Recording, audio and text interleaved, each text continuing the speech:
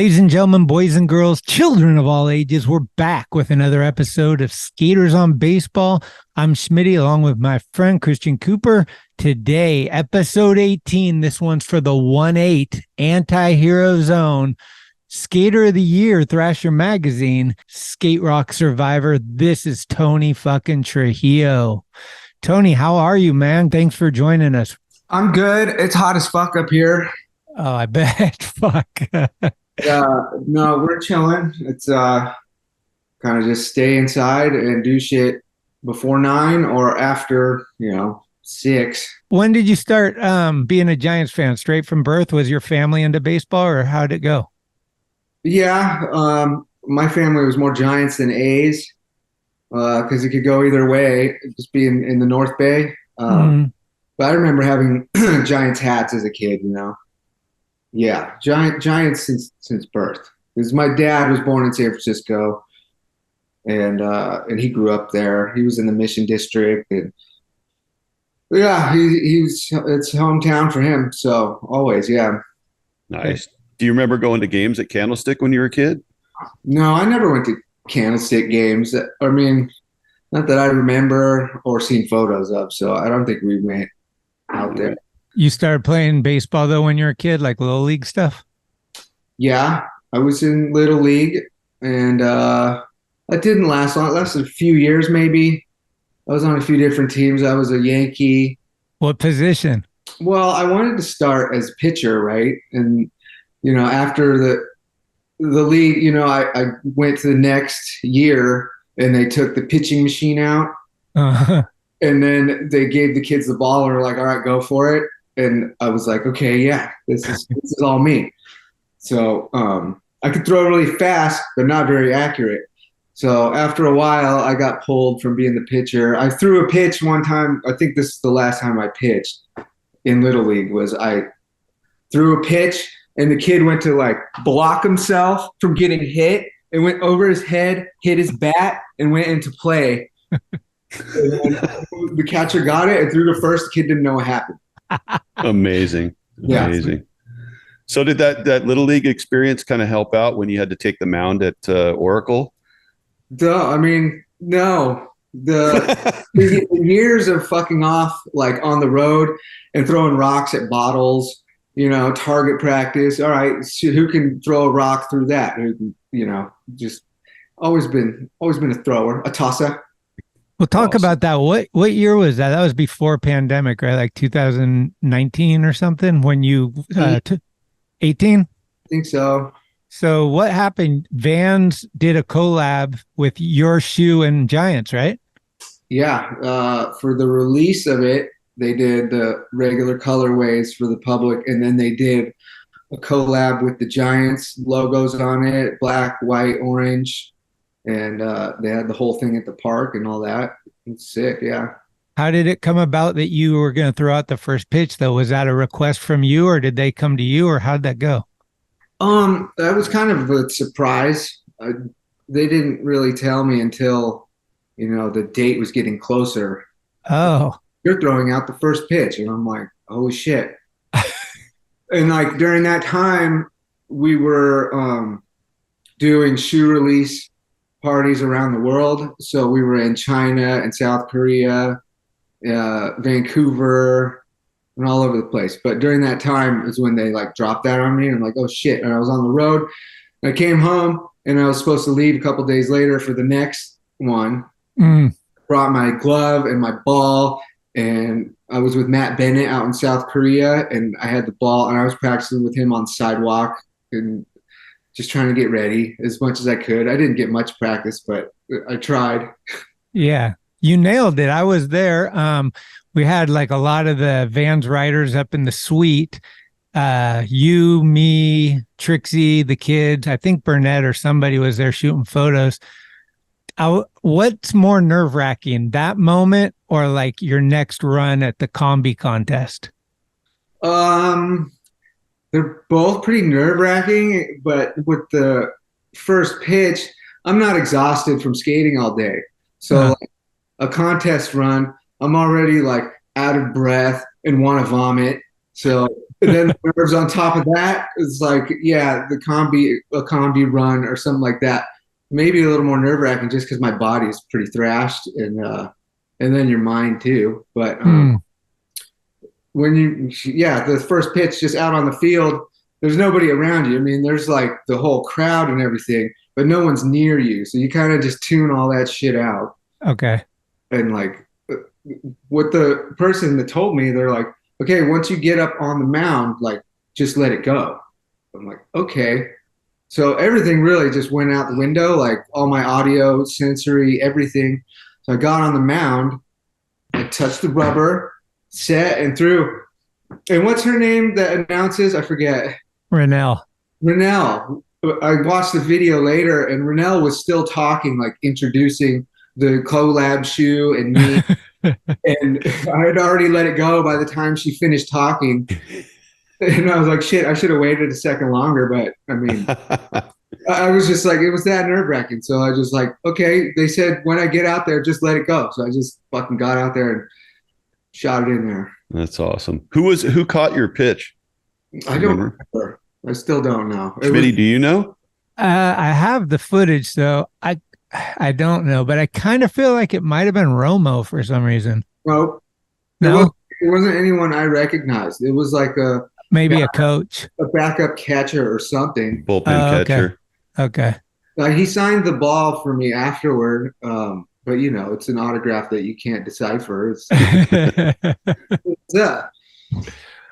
Oh man, another big day that happened out at that ballpark was the Vans weekend where we had the mini ramp on the barge out in McCovey Cove. Yeah, that was a whole separate time, right? And Omar went off the ramp into the fucking water, and we had the RV there stacked with brews and everything, and then the whole crew went inside. You were there, right? Yeah, I was there. The barge was sick. I was on there skating, and I just remember, I think my board like started to roll towards the edge of the barge and going towards the water, and I was like, shit, and I dove to catch my board before it went in, and I landed on a bolt, and it like stabbed me in the side, and I had to spark for a while. This perfect circle of just stacked on a bolt. But that was a good time. That was sick. I mean, you couldn't beat that. I mean, all of our friends out on the water, on barge, skating, that was the shit. Yeah, Mike Carroll and Sam were there. Like, it was so sick. They're talking about doing that again next year, maybe. So we're trying to figure out how to one up that. And Tony Vitello, his first words were, "We need a bigger barge." For real. I mean, it's big. It was big enough already, but you could always use more. Yeah. So I want to go back to the first pitch for just a second. Schmitty and I were having some fun because we were comparing a bunch of photos of other skateboarders that have thrown out first pitches. You're one of the few that actually towed the rubber and actually like did it right. We've got some photos of guys throwing from the base of the mound and halfway down from the grass, and it's like, no, Tony did it right. So we were posting a couple of those on Instagram and just having a laugh about it and thinking like, yeah, of course, that's the way it is. I mean, shit, Jake wouldn't have it anyway. You're going to do it. You're going to do it right, So like just having watched baseball forever and pitched myself, and it's like, yeah, you got to do it right. You got to do it like they would do it. You're not going to stand there with both feet together facing the plate, just, yeah. You got to stretch it out. I mean, even if you miss, at least you put a good form effort through. But yeah, that's what I always say. I'd rather do it from the mound and throw the pitch fucked than get close and throw it perfect. Like, it's like, who cares? Yeah. No, you're there to throw the first pitch. Yeah. We lost the game, I think, but I did my part. I fucking put my full effort in there. Yeah, it was right down the pipe. I got the footage. I got to dig it up. I forget who caught the ball, but I'm sure it's in there. Yeah. I also have an anti-hero board of yours that I think Novak made the graphic. It's like winners of nothing or something. It's like a full Giants replica, and it has like it has the anti-hero logo, but in a Giants font. Yeah. Have you had like other stuff? Is that the only one that was like a giant crossover? I feel like you've had like a few things maybe throughout all the years. The one you're saying, it has Giants written out? like in the font, or I mean, anti-hero in the font? It says, I think it says champions of nothing. No, there was like it was like the year the Giants won the World Series, I think. And so it's kind of a play on their championship logo, maybe. I don't remember that graphic, but I did have another one that was a vertical, and it was black and orange, and I think it had an 18 on it or something. It's up in right. all of boards, but I remember what were we doing? We were playing the Phillies or something, and I had one of those boards, and I wrote "fuck the Phillies" on it, and that was my setup for that time, because just any good juju I could get, through the pipeline, just get it out there, put it out in space, and let it work. So the Phillies at that time. Yeah. It didn't work out too well for Matt Latos when he wrote "fuck SF" on all those balls, and then Posey hit that grand slam off him in Cincy, right? Oh shit. Dude, I was in a hotel room with Jake in Los Angeles when that happened. And it was like, we're celebrating, like going crazy in a room. And we're like, fuck, we're in LA, dude. Yeah. Yeah, that shit was crazy. I remember that. That was like a comeback. They were down, right? They were down 2-0 in that series. Yeah. And the beauty, it's such a beautiful moment in baseball, just encapsulated. He hit the ball off the facing where Matt Latos's name was up on the screen. Like the whole, you couldn't script it any better. Yeah. You can't write that. That's just perfect. Yeah, it was brilliant.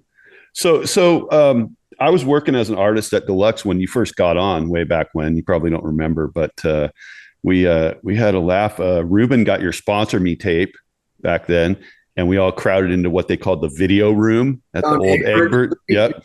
And everybody in the whole place was crouched around the VCR watching your tape, and it was insane, dude. And like it was like we all just were like, we haven't ever seen anything like this, right? Like just how it was just raw as fuck, and we were stoked. And then it's like, I think pretty soon after that, Mickey grabbed you and threw you in the van, and it was on, right? Yeah, I was 14. Was that the footage with the mohawk and stuff that was in the Anti-Hero video? Like, no. or is that earlier? There's no Sponsor Me footage like in any of the videos, I don't think. Oh, okay. But yeah, I mean, I was like my son Waylon's age at that time. Oh. When I was getting boxes sent, and then Mickey came to me and then talked to my mom and was like, hey, we want to get him out on this tour we're going to do, this deluxe tour. And I don't know what he said, but she said yes, and I got in the van, and then that's history. I've been with Deluxe ever since. It was 98. Damn, 25 years. Yeah. And that was your first hookup, right? That was the first time that you got anything from anybody? That was the first time I got anything from anybody. And I had already gotten a photo in Transworld with my buddy Isaac, that double page spread where he's slamming the flash between his legs, and I'm doing the front side air, and I'm riding an Anti-Hero board, but I wasn't sponsored by them at the time. Right, right. Yeah, at Santa Rosa Park. That's Adam's photo, right? That's right. Yeah. Yeah. Those crazy times, man. So like did when they built the Rosa Park, is that sort of what accelerated it for you as a kid, or were you just going off everywhere all the time even before that? No, I mean, I had a quarter pipe in my yard, and a couple jump ramps that me and my dad built, and my neighbor had a mini ramp. And other than that, like I didn't really. I grew up in the country, so there was no like street anything to skate. And there was no parks. So at that time, when it opened 94, I was, 12? Yeah, if my math is right. I was 12 when that opened. And then, that was like 10 miles from my house. So, I mean, I couldn't just ride my bike there. Right. But my parents would drop me off on a Saturday, and I'd skate there for 9 hours straight, on the weekends. And that's just got things pumping. It's still there too. We went there when I was up there with you, and ground's a lot rougher, but the whole place is still there. It's pretty cool. Yeah, it's still there, and it's got problems right now, just with some local shit drama. Uh, My buddy Isaac's organizing a cleanup this month to just paint everything, fucking just freshen up the entire thing, and get it back to like, clean, proper murals on the walls, and yeah, just try and fucking inch the kooks out of there, I guess. that's tough. I was thinking about your whole career has had tons of shit. Like you, obviously, I think Skater of the Year has got to probably be one of the top achievements for you. But King of the Road, all this stuff. But I kind of want to hear about Marseille. Like that to me seems like one thing that you probably take a lot of pride in because it was a sick contest, and Omar won a lot of years, but you got in there and won one too.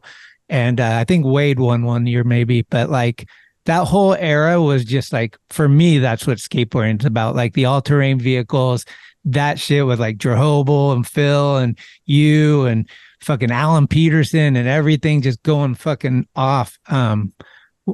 Could you talk a little bit about that? Like going out there, you painted your face, like the whole thing was just seemed epic. Yeah, I mean, I went out there, and I think it was 2002 was the first time, and I'd never been there before.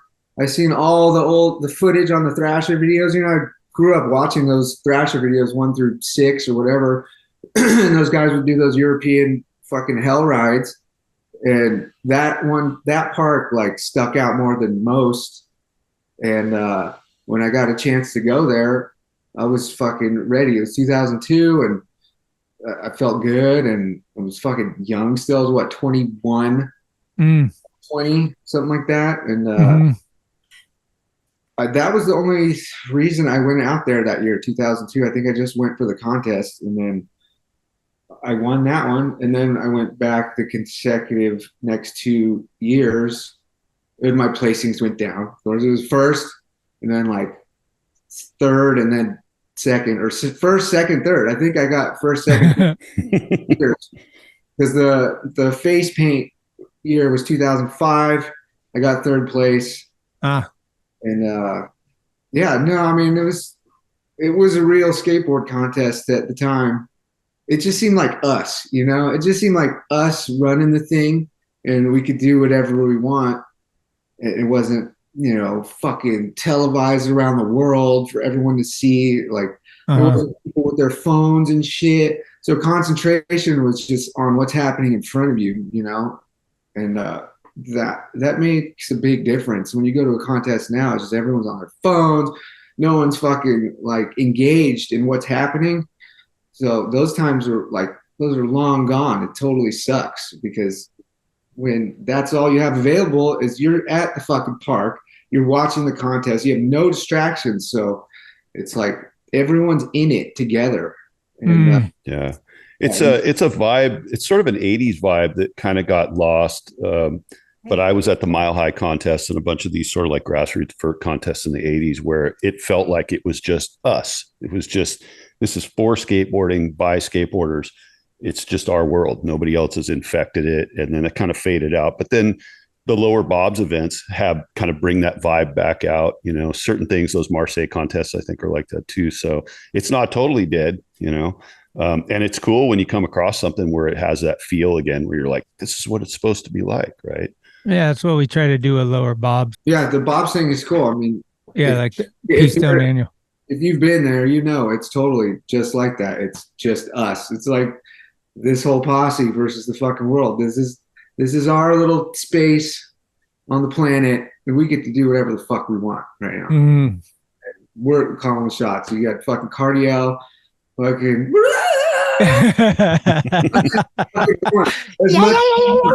Nobody's like, hey, stop. No, it's like, let him fucking go. Just, he kind of like, he gets to do whatever the fuck he wants to do, just like we all get to do what the fuck we want to do. Right. That's so good. Like more besides Bob's, but Yeah. Let's wind down with just talking about this year's season. Have you been following the Giants much this year? Do you have any expectations of them? Shohei Ohtani, are we getting him next year? Like, what's your vibe on all this? I started watching at the beginning of the season, and we weren't doing so hot. And then I stopped paying attention. That's just what I do. Like, if it's not towards the end of the season. And then I just keep up to date, like, with the standings. I just check in on the standings, like, every day, every other day, to see where we're at, see where everyone else is at. And can we pull this? And then I was watching, Tuesday's game where we had 6 runs in the 9th, take the lead. Yeah. And that was pretty fucking exciting. But, like, I haven't been able to sit and watch, like, a full game for a while. I've been renovating my house, and I got the kids, and, like, it's just I can't find 3 hours to just sit and watch a game, you know? But yeah, the kids aren't into baseball, right? Like, Waylon's full-on skateboarder. Yeah, he's full-on skater. We had him in Little League. He was a pirate. But up here, it's really gnarly. Like, this is like what they do. The dads, that's what they do. You know? Like, they're like, I go to work and I come home and I coach my Little League team, and that's my life. And it's super serious. I can't. I mean, we've tried. Yeah. You know, Waylon and the other kids, it's like I see them getting bummed, and like that's not what it's about. You're yelling at the pitcher right now. He's in tears. Yeah. I just don't feel that, you know?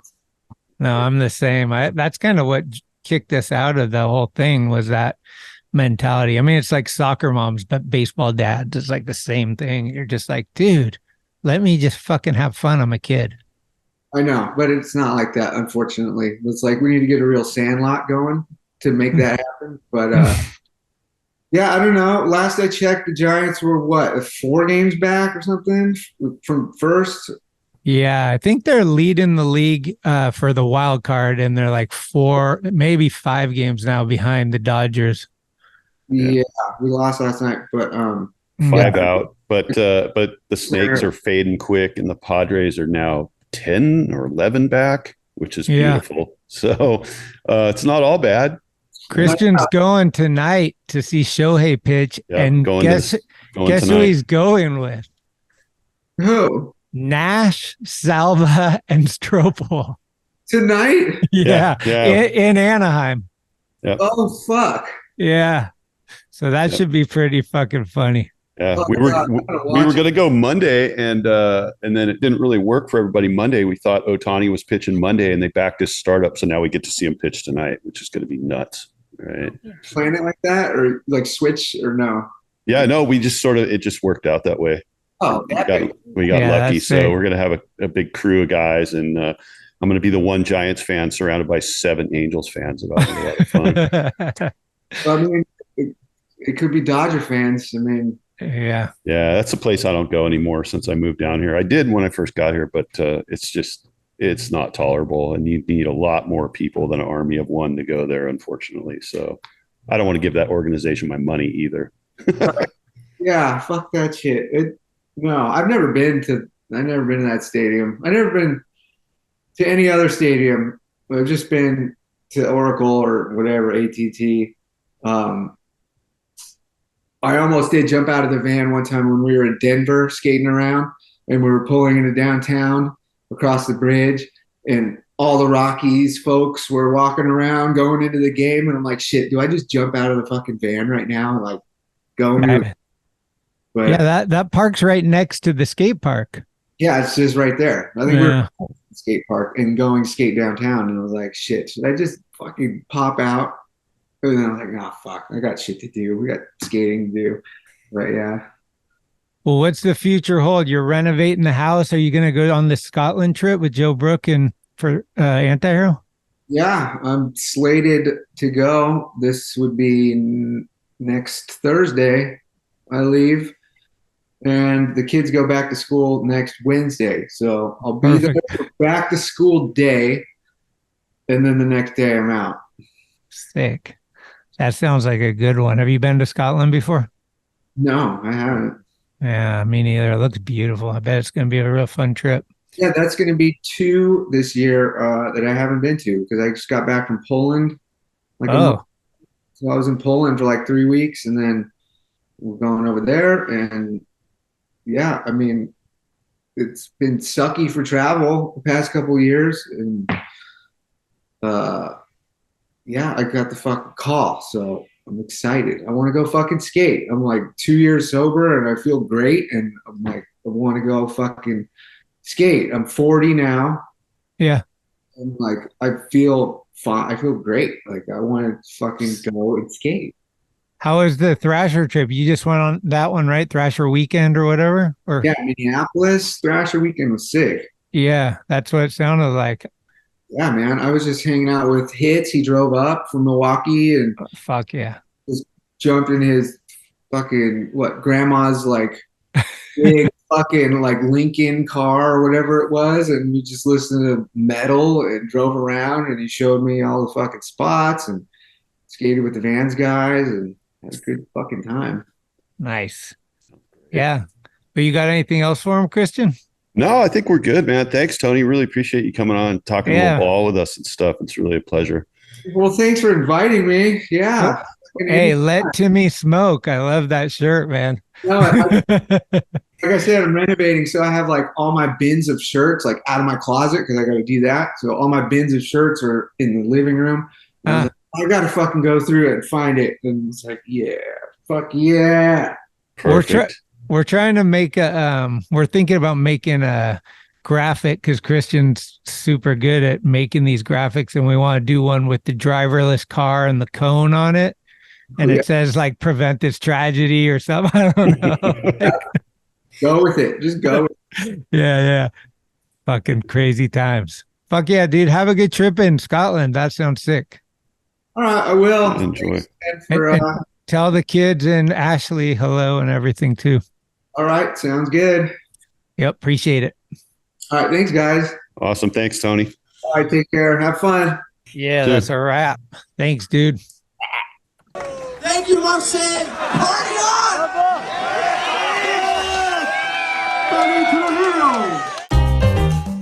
Thanks for listening to this episode of Skaters on Baseball. If you liked what you heard, please spread the word, give us a good review, or hell, blow us up on your social media if you're down. Follow us at Skates on Base on Instagram for baseball news and other fun stuff. We love comments and listener participation, so bring it with an audio clip or an email. You can email us at skatersonbase@gmail.com. We're everywhere you get your podcasts, and we'll be here all season long. Let's go, San Francisco. Let's go, Giants. I'm excited to give everything that I have for these next 6 seasons and, see where it takes us. Adios! Pelota! See you soon. Thank you. And I am forever a Giant.